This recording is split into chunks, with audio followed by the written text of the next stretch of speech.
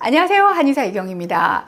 오늘 정영준 원장님 나와주셨네요. 네, 안녕하세요. CS한의병원 정영준입니다. 네, 요즘 들어서 주위에 대상포진에 걸렸다는 환자분들 부쩍 많이 접하게 되는데요. 물론 대상포진 자체가 면역력이 저하되는 50대 이후 쉽게 발병하는 것도 있지만 과거와 비교해 봐서도 이렇게 증가한 데는 아마 코로나의 영향도 있는 것 같아요.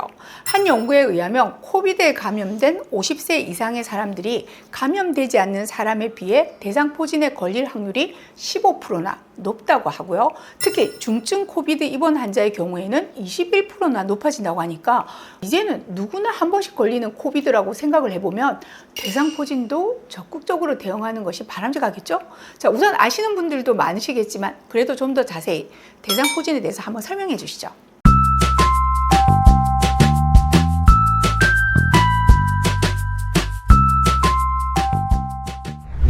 대상포진은 어린이가 흔히 걸리는 수두 바이러스가 몸속에 잠복 상태로 존재하고 있다가 다시 활성화되면서 발생하는 질병인데요. 소화기의 수두 바이러스에 한번 감염되면 수두를 앓고 난 후에도 바이러스가 몸속에서 완전히 사라지지 않고 신경을 따라 이동하여 신경절에 잠복해 있는 거죠. 그러다 신체 면역력이 약해지면 이 수두 바이러스가 신경을 타고 다시 피부로 나와 염증을 일으키게 되는 것입니다.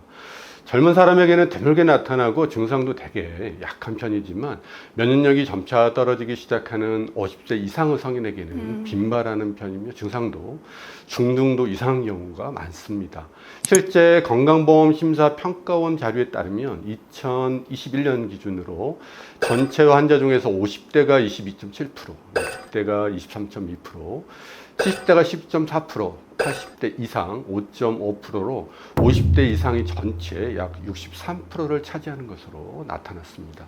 그러니까 나이 때문에 또는 기저질환 등 다양한 원인으로 면역력이 떨어지게 되면 이 손상된 면역체계가 이미 몸속에 존재하는 바이러스를 적절하게 제압하지 못해서 재활성화된 것이 바로 대상포진이라는 거죠.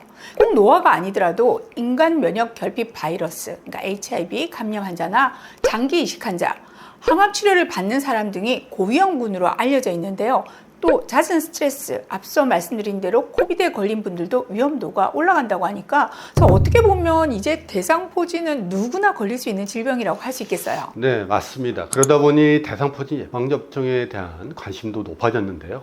무엇보다 그 통증에 대한 공포감이 알려져 있는 데다가 일반적으로 대상포진에 걸리면 피부에 국한되어 수포나 증상이 나타나지만 면역력이 크게 떨어져 있는 환자에게는 전신에 퍼져서 사망에 이를 수도 있거든요. 특히 노인 환자의 약 30%에서는 극심한 대상포진성 통증이 흔하며 마약성 진통제를 사용해야 할 정도로 통증이 심한 경우도 있다고 하니 미리미리 예방 관리하는 것이 최선책입니다. 물론 평소 수면과 영양 관리도 중요하겠지만 요즘과 같이 코비드 등 다양한 위험 요인이 주위에 만연해 있을 때는 백신 접종이 중요해질 수밖에 없겠습니다. 자, 안 그래도 대상포진 예방접종에 대한 문의가 많은데 종류도 다양하죠. 현재 국내에서는 총 3가지 대상포진 백신이 접종되고 있는데요.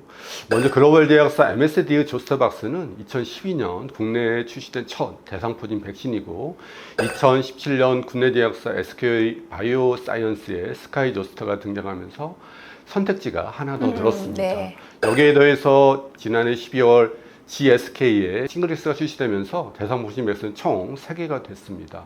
조스터박스와 스카이 조스터는 생백신으로 살아있는 바이러스를 변형시킨 백신이죠. 조스터박스 예방률은 50대가 70%, 60대가 64%, 70대가 41%, 80대 이상에서는 18%로 생백신 특성상 나이가 들어 면역력이 저하될수록 예방률이 점차 저하되는 것을 알 수 있습니다. 스카이 조스터는 8개 임상기관에서 약 5년간 국내 임상이 진행돼 조스터박스와 비교해 그 효과가 떨어지지 않는다는 것만 입증되었는데 실제 예방률을 평가할 수 있는 구체적인 데이터는 없는 상태입니다. 두 제품 모두 독감처럼 1년에 한 번만 이렇게 받는 게 아니라 평생 한 번만 접종하면 됩니다.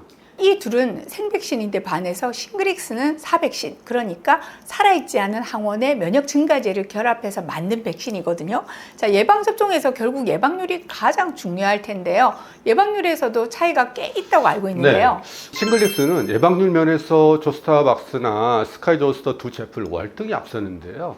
50대에서는 96.6%, 60대에서는 97.4%, 70대 이상에서는 97.9%로 모든 연령을 아울러 탁월한 예방 효과가 확인되었고, 접종 후의 효과 유지 기간도 10년 이후까지 지속되어 5년이 지나면 급속히 백신 효과가 떨어지는 생백신보다 효과적이죠.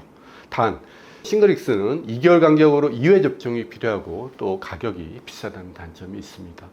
또 하나 주목할 점은 암 환자 등 면역 저하자의 경우 조스터박스나 스카이조스터 같은 이 생백신은 모두 접종이 또 불가하다는 단점이 있습니다. 그렇죠. 자, 살아있는 바이러스를 변형시킨 생백신을 면역 저하가 심한 사람에게 접종하면 오히려 질병을 일으킬 수도 있으니까요. 그런데 두 제품 모두 생백신이니 금기사항이 될 것 같습니다. 반면에 싱그릭스는 바이러스를 불활성화시킨 사백신이잖아요.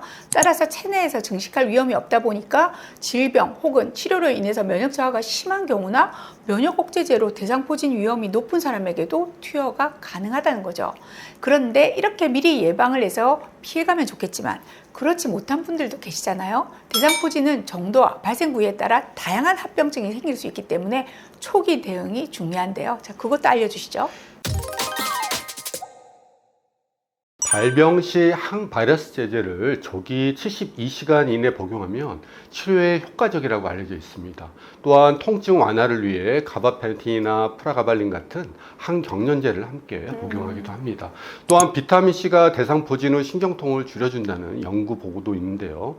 대상포진이 발생한 환자를 대상으로 하는 실험에서 비타민C 5g을 대상포진에 걸리고 나서 1일, 3일, 5일에 주사한 그룹에서 신경통 발생률이 유의하게 낮은 것으로 나타났습니다.